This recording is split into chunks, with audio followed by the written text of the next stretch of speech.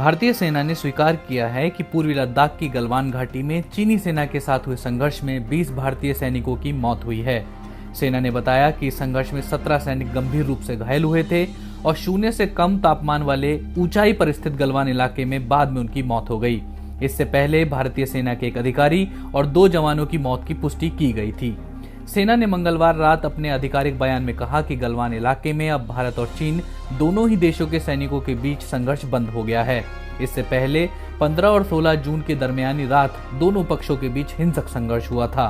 बयान में कहा गया है कि भारतीय सेना देश की एकता, अखंडता और संप्रभुता की रक्षा के लिए तत्पर है। इससे पहले उसने ये भी कहा था कि इस संघर्ष में दोनों पक्षों को नुकसान उठाना पड़ा है। हालांकि चीन ने अब तक ये साफ नहीं किया है कि उसे इसमें कितना नुकसान पहुंचा है। चीनी सरकार के अखबार ग्लोबल टाइम्स के एक संपादक ने कहा था कि चीन को भी इस मामले में नुकसान हुआ है।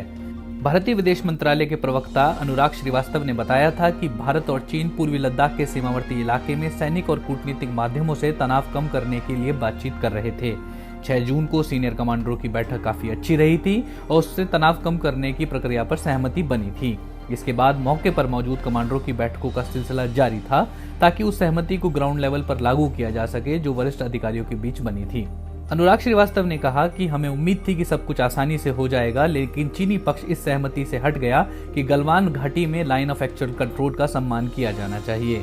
सोमवार रात की झड़प के बारे में उन्होंने बताया कि 15 जून की देर शाम और रात को एक हिंसक झड़प हुई। इसकी वजह ये थी कि चीनी पक्ष ने एक तरफा तरीके से मौजूदा स्थिति को बदलने की कोशिश की। दोनों तरफ से लोग हताहत हुए, जिसे टाला जा सकता था अगर चीनी पक्ष ने उच्च स्तर पर बनी सहमति को ठीक तरह से माना होता।